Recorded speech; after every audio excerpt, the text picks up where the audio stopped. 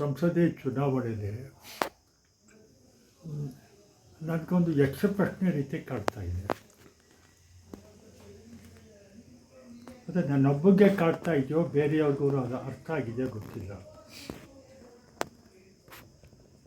ಸಿದ್ದರಾಮಯ್ಯನವರು ಅಹಿಂದದ ಅತಿ ದೊಡ್ಡ ನಾಯಕರು. ಅವರು ಈಗ ಹೇಳ್ತಾ ಇಲ್ಲ, ಇದಕ್ಕೆ ಮುಂಚೆ ಮೊದಲನೇ ಸಲ ಮುಖ್ಯಮಂತ್ರಿ ಆಗೋ ಸಮಯದಲ್ಲಿ ದೇವರಾಜ ಅರಸನವರ ನಂತರ ಇಷ್ಟು ಕೆಲಸ ಅವರ ತೋರಿಸಿದ ದಾರಿಯಲ್ಲಿ ಹೋಗಿ ಕೆಲಸ ಮಾಡ್ತಾ ಇರೋನು ಮಾಡಿರುವವನು ನಾನು ಎರಡನೇ ದೇವರಾಜ ಅರಸು ಅಂತ ಅವ್ರು ಹೆಮ್ಮೆಯಿಂದ ಹೇಳ್ತಾಯಿದ್ರು. ಜನ ಒಪ್ಕೊಂಡ್ರು, ಕೆಲಸ ಮಾಡಿದ್ರು. ಈ ಚುನಾವಣೆಯಲ್ಲಿ ದೇವರಾಜ ಅರಸನವ್ರ ಹೆಸರು ಇಲ್ಲ, ಅವ್ರ ಫೋಟೋನೂ ಇಲ್ಲ. ಹುಣಸೂರು ತಾಲೂಕಿನವರವರು ಇಡೀ ಕರ್ನಾಟಕದಲ್ಲಿ ಪ್ರಸಿದ್ಧವಾಗಿದ್ದವರು ದೇವರಾಜ ಅರಸು. ಅತಿ ಹೆಚ್ಚು ಸಾಮಾಜಿಕ ಕ್ರಾಂತಿಕಾರಿ ನಿರ್ಧಾರಗಳನ್ನು ಕಾರ್ಯಗತಗೊಳಿಸಿದಂಥ ವ್ಯಕ್ತಿ. ಉಳುವವನೇ ಜಮೀನಿನ ಒಡೆಯ ಅಂದವರು. ಬಡವರು ಬಂದು ಎಲ್ಲನೂ ಹೇಳಿದ್ರು, ಸಿದ್ದರಾಮಯ್ಯನವರು ಹೇಳಿದ್ರು. ಆ ಸ್ಲೋಗನ್ ಬ್ಯಾಕ್ಡ್ರಾಪಲ್ಲೇ ಇವರು ಬೆಳೆದರು. ಆದರೆ ಇವತ್ತು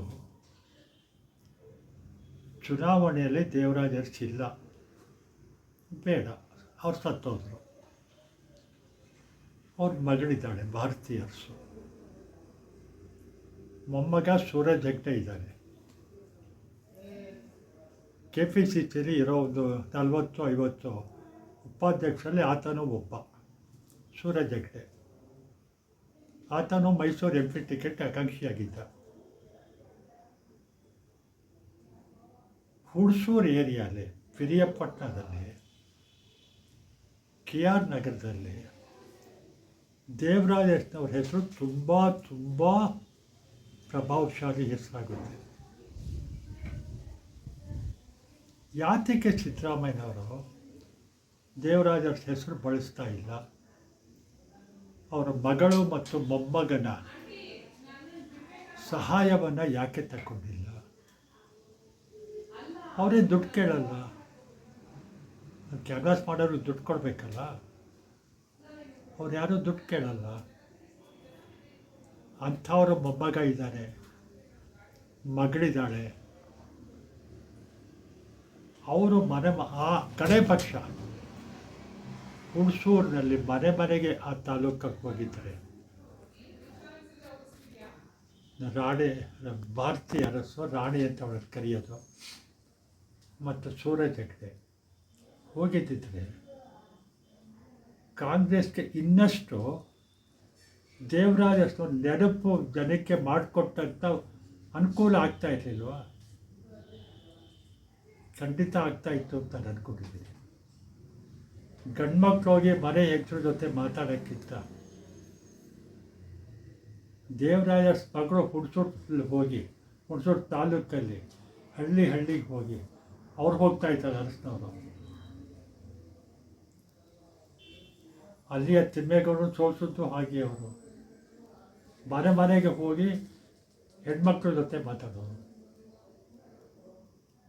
ಅಜೀರ್ಣ ಆಗುವಷ್ಟು ಅವರು ಹಾಲು ಕಾಫಿ ಕೊಡೋರು.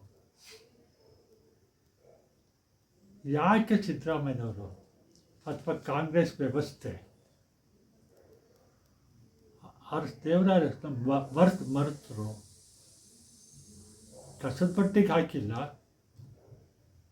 ಬೇರೆಯಲ್ಲಿ ಬೀಗ ಹಾಕಿಟ್ರು. ಈ ಚುನಾವಣೆಯಲ್ಲಿ ಬಳಸ್ಕೊಳ್ಳಿಲ್ಲ. ಅವ್ರ ಹೆಸರು ಇಲ್ಲ, ಅವ್ರ ಫೋಟೋ ಇಲ್ಲ. ಯಾವ ಚುನಾವಣಾ ಸಭೆಯಲ್ಲೂ ಯಾರೂ ದೇವರಾಜ ಅರಸನವ್ರ ಹೆಸರು ಹೇಳಿಲ್ಲ, ಹುಣಸೂರಲ್ಲೂ ಹೇಳಿಲ್ಲ. ಮೊಮ್ಮಗ ಮತ್ತು ಮಗಳನ್ನ ಬಳಸ್ಕೊಳ್ಳಿಲ್ಲ. ಯಾಕೆಂದರೆ ಅವ್ರು ಇಲ್ಲದೆ ಗೆಲ್ಬೋದು ಅನ್ನುವ ಅಹಂ ಜಾಸ್ತಿ ಇದೆಯಾ, ಅಥವಾ ವಯಸ್ಸಿನ ಪ್ರಭಾವದಿಂದ ಮರ್ತೋಯ್ತ? ಇಲ್ಲ ಟೆನ್ಷನ್ ಇದೆಯಲ್ಲ, ಸಿದ್ದರಾಮಯ್ಯ ಅಪಾರವಾದ ಟೆನ್ಷನ್ನು. ಅವರೊಬ್ಬರ ಮೇಲೆ ನಿಂತಿರೋದು. ಜನ ಓಟ್ ಹಾಕಿದ್ರೆ ಅವರೊಬ್ಬರಿಗೋಸ್ಕರನೇ ಓಟ್ ಹಾಕೋದು. ನಾಳೆ ಲಕ್ಷ್ಮಣಂಥ ವ್ಯಕ್ತಿಯೂ ಒಂದು ಪಕ್ಷ ಗೆದ್ದರೆ ಲಕ್ಷ್ಮಣನ ಓಟಲ್ಲ, ಸಿದ್ದರಾಮಯ್ಯನ ಓಟದು. ಬಿ ಜೆ ಪಿಯವ್ರು ಹೇಳ್ತಾರಲ್ಲ, ಮೋದಿ ಮುಖ ನೋಡ್ಕೊಂಡು ಓಟ್ ಹಾಕಿ ಕ್ಯಾಂಡಿಡೇಟ್ ನೋಡಬೇಡ್ರಿ ಅಂತಾರಲ್ಲ, ಹಾಗೆ ಕಾಂಗ್ರೆಸ್ನವರು ಸಿದ್ದರಾಮಯ್ಯ DK ಶಿ ಮುಖ ನೋಡ್ಕೊಂಡು ಓಟ್ ಹಾಕಿ ಕ್ಯಾಂಡಿಡೇಟ್ ಅಲ್ಲ, ಆ ಥರ ಏನಾದ್ರು ಅಂದ್ಕೊಂಡಿದ್ದಾರ? ನನಗೆ ವೈಯಕ್ತಿಕವಾಗಿ ನೋವಾಗ್ತಾ ಇರೋದು ದೇವರಾಜ ಅರಸು ಇಷ್ಟು ಬೇಗ ಎರಡನೇ ದೇವರಾಜ ಅರಸನವರು ಮೊದಲನೇ ದೇವರಾಜ ಅರಸನ್ನ ಮರ್ತರಲ್ಲ, ಅದು ನನಗೆ ನೋವಿನ ವಿಷಯ.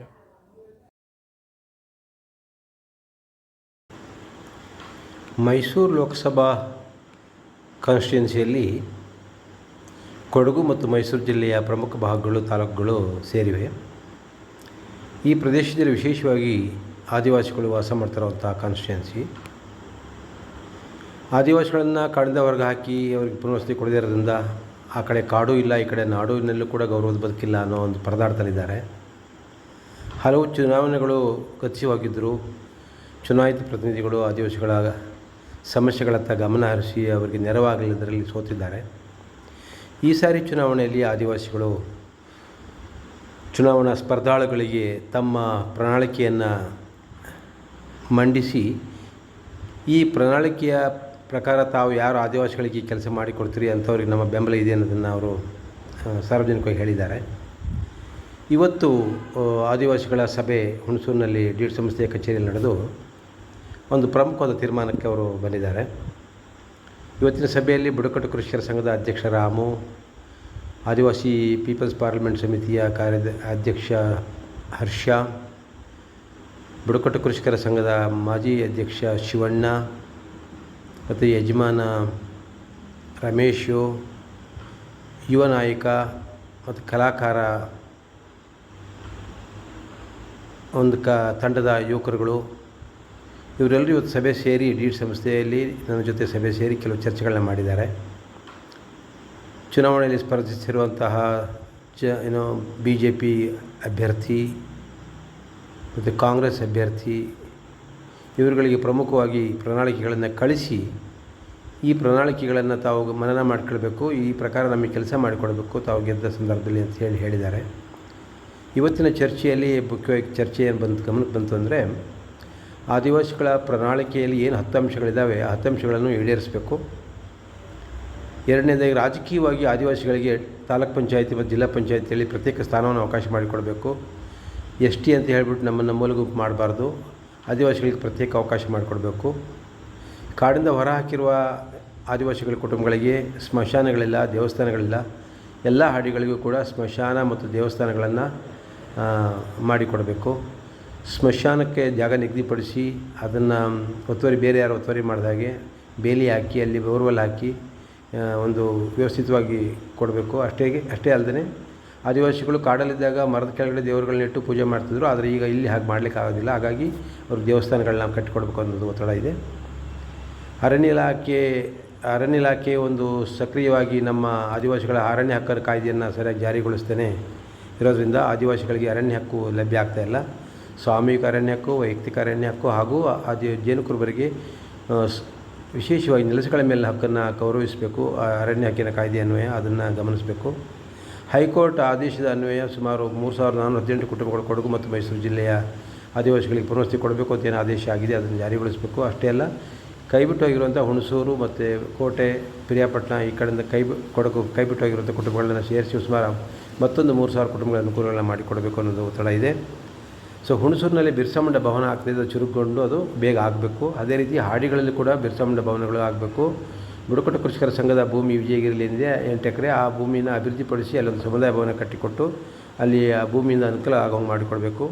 ಎಲ್ಲ ಹಾಡಿಗಳಲ್ಲೂ ಕುಡಿಯ ನೀರಿನ ಸಮಸ್ಯೆ ಬಗೆಹರಿಸಬೇಕು. ಜಿಲ್ಲೆಯಲ್ಲಿ ತಾಲೂಕಲ್ಲಿರುವಂಥ 2500 ಆದಿವಾಸಿ ಕುಟುಂಬಗಳು ಕೂಡ 5 ಲಕ್ಷದ ವೆಚ್ಚದ ಮನೆಗಳನ್ನು ನಿರ್ಮಾಣ ಮಾಡಿಕೊಡಬೇಕು. ಈಗ ಕಾಂಟ್ರಾಕ್ಟ್ದಾರ್ ಮಾಡೋರಿಗೆ ಹಣ ಬರ್ತಾಯಿದೆ, ವೈಯಕ್ತಿಕವಾಗಿ ಮನೆ ಸ್ವಂತ ಕಟ್ಟಿಗೆ ತಿನ್ನೋರಿಗೆ ಹಣ ನಿಲ್ಲಿಸಿಬಿಟ್ಟಿದ್ದಾರೆ. ಸೊ ತೊಂದರೆ ಆಗ್ತಾಯಿದೆ. ಆ ಕಾರಣಕ್ಕಾಗಿ ಮನೆಗಳಾಗಬೇಕು. ಎಲ್ಲ ಕಡೆ ರಸ್ತೆಗಳು ಭಾಳ ಕೆಟ್ಟೋಗಿದೆ, ರಸ್ತೆಗಳು ನಿರ್ಮಾಣ ಆಗಬೇಕು. ಆದಿವಾಸಿಗಳ ಸೌಹಾರ್ದ ಸಹಕಾರ ಸಂಘಕ್ಕೆ ಮತ್ತು ಉಳಿತಾಯ ಸಂಘಕ್ಕೆ ಮತ್ತು ಜಿಲ್ಲಾ ಮಟ್ಟದ ಸರ್ಕಾರಿ ಸಂಸ್ಥೆಗಳಿಂದ 20 ಲಕ್ಷದಷ್ಟು, ಅಂದರೆ ಒಂದೊಂದು ಊರಿಗೂ ಕೂಡ ಸಾಲ ಸೌಲಭ್ಯ ಕೊಡಲಿಕ್ಕೆ ಬಡ್ಡಿ ರಹಿತ ಸಾಲವನ್ನು ಒದಗಿಸಿಕೊಡ್ಬೇಕು. ಸೌಹಾರ್ದ ಸಹಕಾರ ಸಂಘಕ್ಕೆ ಅನ್ನೋ ಒತ್ತಡ ಇದೆ. ಹಳ್ಳಿಗಳಲ್ಲಿ ಮತದಾನಕ್ಕೆ ಅನುಕೂಲ ಆಗೋಂಗೆ, ಹಾಡಿಗಳಲ್ಲಿ ಮತದಾನಕ್ಕೆ ಅನುಕೂಲ ಆಗೋಂಗೆ ಮತಗಟ್ಟೆಗಳನ್ನು ನಿರ್ಮಿಸಬೇಕು. ಕೆಲವು ಕಡೆ 3, 4, 5 ಕಿಲೋಮೀಟ್ರ್ ನಡ್ಕೊಂಡು ಹೋಗಬೇಕು. ಹಿರಿಯರು ಅದನ್ನು ನಡ್ಕೊಂಡು ಹೋಗೋಕ್ಕಾಗಲ್ಲ. ಅದರಿಂದ ಆದಿವಾಸಿ ಹಾಡಿಗಳಲ್ಲಿ ಮತಗಟ್ಟೆಗಳನ್ನು ನಿರ್ಮಿಸಬೇಕು. ಅಷ್ಟೇ ಅಲ್ಲ, ಯಾವ್ಯಾವ ಹಾಡಿಗಳಲ್ಲಿ ಗೆದ್ದಂಥ ಅಭ್ಯರ್ಥಿಗೆ ಹೆಚ್ಚು ಮತ ಬರುತ್ತೆ ಅಂಥ ಕಡೆ ಅವರು ಕೂಲಂಕುಷ ಗಮನ ಹರಿಸಿ ಆ ಹಾಡಿಗಳ ಅಭಿವೃದ್ಧಿಗೆ ಗಮನ ಹರಿಸಬೇಕು ಅನ್ನೋ ಒತ್ತಡ ಇದೆ. ಅಷ್ಟೇ ಅಲ್ಲ, 100 ಆಯ್ದ ಮುಖಂಡರಿಗೆ ಒಂದು ಒಳ್ಳೆಯ ಮೊಬೈಲ್ ಯೂನಿಟ್ಗಳನ್ನ ಕೊಡಬೇಕು. ಅಂದರೆ ಅವ್ರನ್ನ ನೆಟ್ವರ್ಕ್ ಮಾಡಬೇಕು, ಅವರಲ್ಲಿ ಕಲಿಲಿಕ್ಕೆ ಅವಕಾಶ ಮಾಡಬೇಕು. ಮೊಬೈಲ್ ಕೊಟ್ಟರೆ ವಾಟ್ಸಪ್ಪು, ಇಮೇಲು, ಟ್ವಿಟರ್ ಇದೆಲ್ಲ ಬಳಸೋಕ್ಕೆ ಅನುಕೂಲ ಆಗುತ್ತೆ. ಅದರಿಂದ ಆದಿವಾಸಿಗಳಿಗೆ ಒಂದು ಕಮ್ಯುನಿಕೇಷನ್ ಅನುಕೂಲ ಆಗೋ ದೃಷ್ಟಿಯಿಂದ, ಅವರಲ್ಲಿ ಸಂಘಟನೆ ಬೆಳೆಸೋ ದೃಷ್ಟಿಯಿಂದ ಪ್ರತಿ 100 ಮುಖಂಡರುಗಳಿಗೆ ಒಂದೊಂದು ಮೊಬೈಲ್ಗಳನ್ನ ಕೊಡಬೇಕು. ಅವರು ಅದನ್ನು ಬಳಸೋಕ್ಕೆ ಅನುಕೂಲ ಮಾಡಿಕೊಡ್ಬೇಕು ಅನ್ನೋದು ವಿಚಾರ ಇದೆ. ಹಾಗೆ ಬುಡಕಟ್ಟು ಕೃಷಿಕರ ಭೂಮಿ ಏನಿದೆ, ಬುಡಕಟ್ಟು ಕೃಷಿಕರು ಇದ್ದಾರೆ, ಅವರ ಭೂಮಿಗೆ ಪಕ್ಕಾ ಪೋಡಾಗಬೇಕು. ಮತ್ತು ಭೂಮಿ ಹಕ್ಕಲ್ದೇ ಸುಮ್ಮನೆ ಉಳ್ತಾ ಇದ್ದಾರಲ್ಲ ಅಂತ ಏನೋ ಮಾದೇನ ಕಟ್ಟೆ ಇರ್ಬೋದು, ತೆಕ್ಕಲಾಡಿ ಇರ್ಬೋದು, ಮತ್ತು ಇಲ್ಲಿ ನೇರಳಕುಪ್ಪೆ ಇರ್ಬೋದು, ವಿಜಯಗಿರಿ ಇರ್ಬೋದು, ಇಂಥ ಕಡೆ ಭೂಮಿ ಅವರಿಗೆ ಕೊಟ್ಟು ಭೂಮಿ ಹಕ್ಕನ್ನು ಒದಗಿಸ್ಕೊಡ್ಬೇಕು. ಈ ರೀತಿ 10 ವಿಷಯಗಳನ್ನು ಕ್ಯಾಂಡಿಡೇಟ್ಗಳ ಗಮನಕ್ಕೆ ತಂದಿದೆ. ಮತ್ತು ಅಷ್ಟೇ ಅಲ್ಲದ ಒಂದು 20 ಜನರ ಲೀಡರ್ಗಳ ಪಟ್ಟಿಯನ್ನು ಮಾಡಿ ಅವ್ರ ಫೋನ್ ನಂಬರ್ಗಳನ್ನ ಕೊಟ್ಟು ಅವ್ರನ್ನ ಸ್ಪರ್ಧಾಳುಗಳು ಇವ್ರನ್ನ ಸಂಪರ್ಕ ಮಾಡಬೇಕು ಅನ್ನೋ ಕೂಡ ಹೇಳಿದ್ದಾರೆ. ಹೀಗಾಗಿ ಈ ಸರಿ ಚುನಾವಣೆಯಲ್ಲಿ ಆದಿವಾಸಿಗಳ ಮತ ಕೇಳಲಿಕ್ಕೆ ಯಾರೂ ಹೋಗಿಲ್ಲ. ಕ್ಯಾಂಡಿಡೇಟ್ಗಳೆಲ್ಲ ಬ್ಯುಸಿಯಾಗಿ ನಗರಗಳಲ್ಲಿ, ಪಟ್ಟಣಗಳಲ್ಲಿ ಮತ್ತು ಹಳ್ಳಿಗಳಲ್ಲಿ ಓಡಾಡ್ತಿದ್ದಾರೆ. ಆದಿವಾಸಿಗಳಲ್ಲಿ 40,000 ಮತದಾರರು ಇದ್ದರೂ ಕೂಡ ಈ ಕಾನ್ಸ್ಟಿಟ್ಯೂನ್ಸಿನಲ್ಲಿ ಆದಿವಾಸಿಗಳನ್ನು ಯಾರೂ ಪ್ರೀತಿಯಿಂದ ಓಟ್ ಕೇಳೋಕ್ಕೆ ಬಂದಿಲ್ಲ. ಆದ್ದರಿಂದ ಈ ರೀತಿ ನಿರ್ಲಕ್ಷ್ಯ ಮಾಡಿದರೆ ಅವರ ಮತ ಎಲ್ಲಿ ಹೋಗುತ್ತೆ ಅನ್ನೋದು ಕೂಡ ಪ್ರಶ್ನೆ ಕೂಡ ಆಗುತ್ತೆ. ಹಾಗಾಗಿ ಈ ಸರಿ ಚುನಾವಣೆಯಲ್ಲಿ ಸ್ಪರ್ಧಿಸಿರುವಂಥ BJP ಅಭ್ಯರ್ಥಿ ಆಗಿರ್ಬೋದು, ಕಾಂಗ್ರೆಸ್ ಅಭ್ಯರ್ಥಿ ಆಗಿರ್ಬೋದು, ಕೂಡಲೇ ಆದಿವಾಸಿಗಳನ್ನ ಸಂಪರ್ಕಿಸಿ ಅವರ ಆಶ್ವಾಸಗಳ ಅವರ ಬೇಡಿಕೆಗಳೇನಿದೆ ಅವನ್ನೆಲ್ಲ ಅರ್ಥ ಮಾಡ್ಕೊಂಡು ಅವರೊಟ್ಟಿಗೆ ಮಾತುಕತೆ ನಡೆಸಬೇಕು ಅಂತ ಹೇಳಿ ಈ ಮೂಲಕ ನಾನು ಅವರಿಗೆ ವಿನಂತಿ ಮಾಡ್ತೀನಿ. ಧನ್ಯವಾದಗಳು.